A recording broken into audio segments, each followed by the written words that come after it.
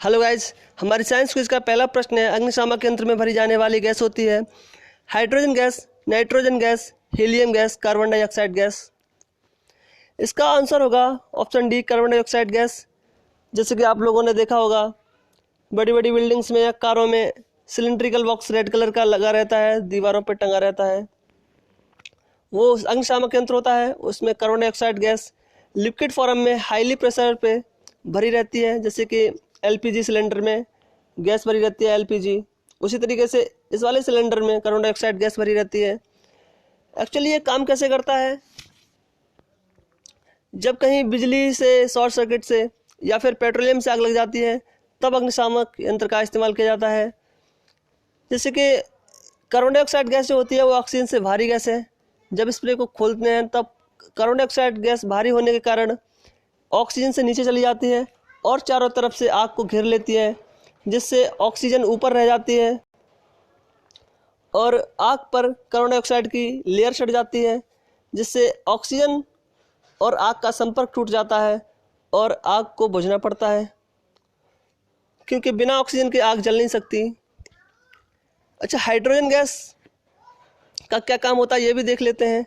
Hydrogen gas जो होती है इसका यूज जैसे गुब्बारे होते हैं हवा में उड़ाने वाले, उनमें भरी जाती है।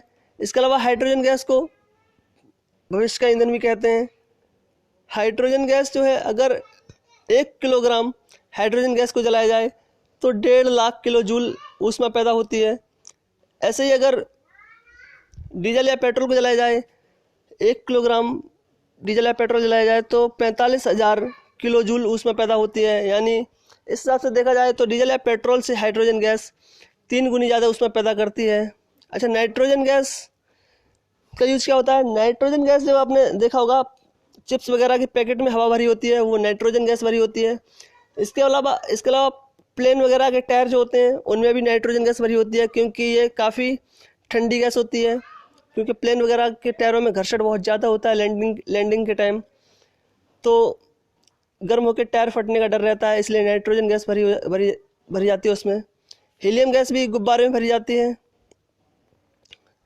दूसरा प्रश्न है, माचिस की रगड़ने वाली सतह पर लेपित पदार्थ होता है antimony trisulphide, potassium chlorate, sulphur, phosphorus. जैसे कि पहले क्या होता था कि एंटीमनी ट्राइसल्फाइड, पोटेशियम क्लोरेट और वाइट फास्फोरस तीनों को ही मिश्रण बना के माचिस की तीली पे लगाया जाता था। लेकिन इससे क्या होता था कि वाइट फास्फोरस बहुत ज़्यादा क्रियाशील होता है, तो ये वायु से क्रिया करके कभी कभी आग लग जाती थी, तो कर्मचारी वगैरह का नुकसान हो जाता था, काफ़ी फैक्ट्रियों में आग वाग हो जाती थी। इसलिए अब क्या होता है कि एंटीमनी ट्राइसल्फाइड और पोटेशियम के मिश्रण को तो तीली पे लगाते हैं।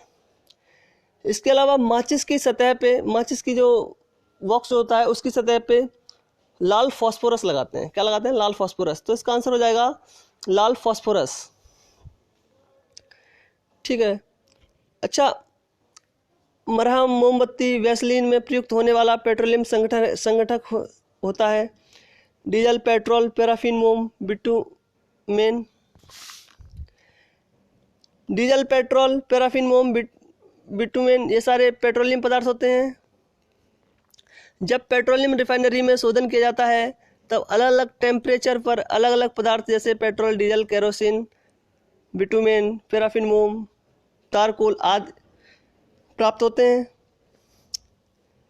बिटुमेन का यूज़ देखो, डीजल का यूज़ ज़्यादातर कहाँ किया जाता है? हल्के मतलब भारी वाहनों में डीजल का यूज़ किया जाता है। पेट्रोल का यूज़ जो होता है वो हल्के वाहनों में किया जाता है। पैराफिन, मोम मरहम, मोमबत्ती और वैसलीन बनाने में काम आता है, तो इसका आंसर जो हो जाएगा पैराफिन, मोम हो जाएगा। बिटुमेन का यूज़ कहाँ होता है ये भी देख लेते हैं। बिटुमेन जो है, पहले जो तारकोल होता है ना, जिसे डामर बोलते हैं हम देसी भाषा में, तो डामर या तारकोल का यूज सड़क बनाने में होता था पहले। अब क्या है, अब आधुनिक सड़कों में बिटुमेन का यूज इस्तेमाल किया जाने लगा है। तो एक तो इसका इस्तेमाल सड़कों में हो गया, इसके अलावा वार्निश पेंट वगैरह में भी बिटुमेन का इस्तेमाल होता है। तो ये मेन इस्तेमाल होते हैं बिटुमेन के। इसके अलावा प्रश्न चौथा है, निम्न में से कार्बन का शुद्धतम रूप है कोक, कोल तार, चारकोल, कोयला गैस। तो इसका आंसर हो जाएगा कोक। कोल तार डामर को कहते हैं। चारकोल क्या होता है? चारकोल जो होता है लकड़ी को बिना ऑक्सीजन ऐसी जगह पे जलाया जाए जहाँ ऑक्सीजन न हो, वो विशेष परिस्थितियों में या अलग तरीके से चारकोल बनाया जाता है। नॉर्मल इंसान नहीं बना सकता उसको, क्योंकि बिना ऑक्सीजन के आग हम लोग जला नहीं सकते। तो बिना ऑक्सीजन के चारकोल लकड़ी को जलाया जाता है, तब बनता है चारकोल। ठीक है, तो इसका आंसर जो होगा वो कोक होगा। इसके अलावा 5वां प्रश्न है, अम्ल वर्षा कारण है carbon dioxide, methane gas, sulphur व नाइट्रोजन गैस के कारण CFC। तो अम्ल वर्षा का कारण क्या है? सल्फर व नाइट्रोजन के ऑक्साइड। ठीक है, मीथेन गैस बता देते हैं। मीथेन गैस कहाँ होती है? जहाँ भी दलदली जगह होती है वहाँ होती है मीथेन गैस। जैसे धान के खेत में मीथेन गैस होगी, या जब जानवर जो होते हैं वो जुगाली करते हैं, तो उस जुगाली में जो क्या मीथेन गैस ही बाहर निकालते हैं। ठीक है, CFC क्लोरोफ्लोरोकार्बन भी कहते हैं इसको, CFC को। इसका क्या होता है कि ये ओजोन के छिद्र को जो है बड़ा कर रही है। ओजोन को नुकसान है CFC से। ठीक है, फ्रिज वगैरह में इस्तेमाल किया जाता है CFC का। इसके अलावा 6ठा प्रश्न है, तो आंसर इसका 5वें प्रश्न का क्या था? सल्फर व नाइट्रोजन के ऑक्साइड, C ऑप्शन था। ओके, 6ठा प्रश्न है, कोशिका की खोज किस वैज्ञानिक ने की थी? Hargobind Khurana, Robert Hooke, Einstein, madam Curie. इसका आंसर होगा B option, Robert Hooke. Robert Hooke ने कोशिका की खोज किस में की थी? पौधे की छाल में या वृक्ष की छाल में की थी। छाल जो होती है ना, जो आपने देखा होगा, मतलब तने पे जो खुरदरा सा लगा रहता है, वो छाल होती है तने पे। अच्छा, 7वां प्रश्न है, निम्न में से कौन नीले लिटमस पेपर को लाल कर देता है? अम्ल, क्षार, लवण, हाइड्रोजन। तो इसका आंसर होगा अम्ल। इसका एक ट्रिक भी होता है, अनिल, जैसे अनिल नाम याद कर लो। अनिल से आ से अम्ल हो जाएगा, नी से नीला हो जाएगा, और ला से लाल हो जाएगा, यानी नीले लिटमस को लाल कर देता है क्या? अम्ल। तो लाल लिटमस को नीला कौन करेगा? क्षार। ठीक है, तो इसका आंसर है ए। निम्न में से कौन सी धातु कमरे के ताप पर द्रव अवस्था में रहती है? सोडियम, पोटेशियम, मरकरी यानी पारा, या चांदी। सोडियम या पोटेशियम ऐसी धातु हैं जो काफ़ी मुलायम धातु होती हैं, जिन्हें चाकू से भी काटा जा सकता है। चांदी तो आपको पता है सॉलिड फॉर्म में होती है और काफ़ी कठोर होती है।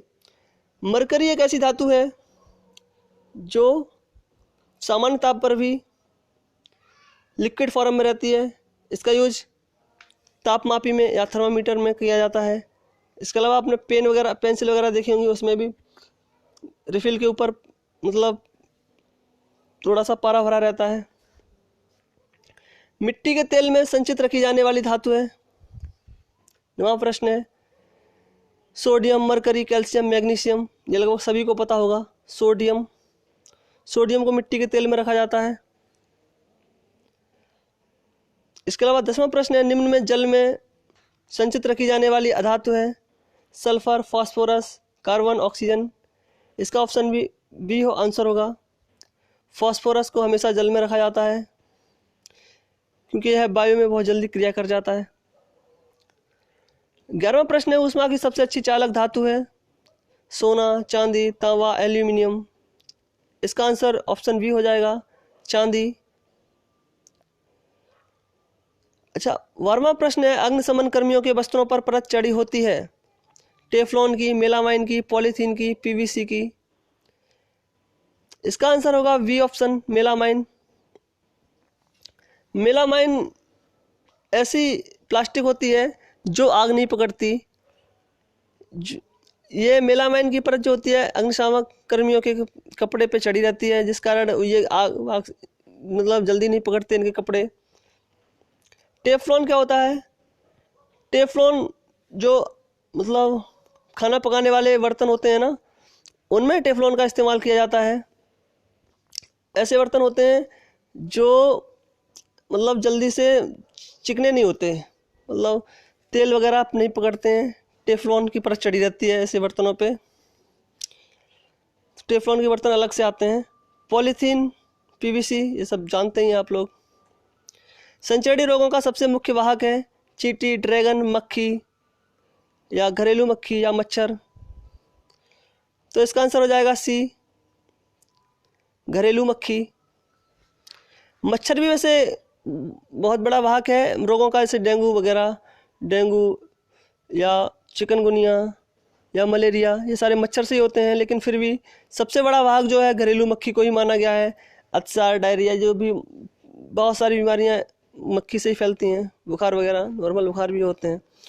14वां प्रश्न है, निम्न में से कौन सा रसायन फलों को गंध प्रदान करता है? Ethylene, ester, acetylene, alcohol. इसका आंसर होगा ऑप्शन बी, एस्टर। एस्टर के कारण ही फलों में गंध होती है।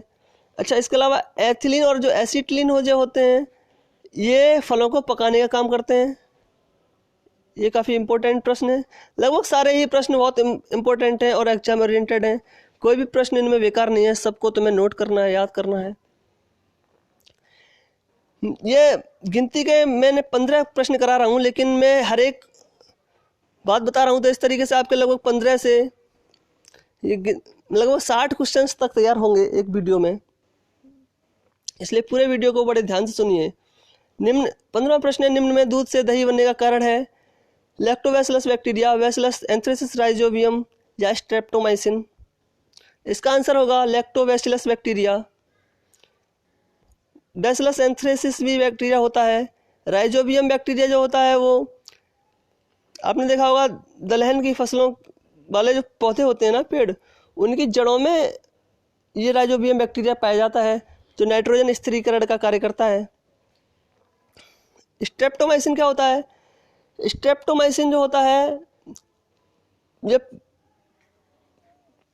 प्रतिजीवी होता है, जैसे कि एंटीबायोटिक। स्ट्रेप्टोमाइसिन प्रतिजीवी यानी एंटीबायोटिक होता है, ठीक है। इस तरीके से मैं ये आपको 15 प्रश्न तैयार कराया हूँ। मतलब इसके आगे और जो लगभग 1000 प्रश्न मुझे साइंस के तैयार कराने हैं। हर रोज़ लगभग एक वीडियो डालूंगा। प्लीज़ अगर वीडियो पसंद आई हो तो वीडियो को सब्सक्राइब करना, लाइक करना। धन्यवाद।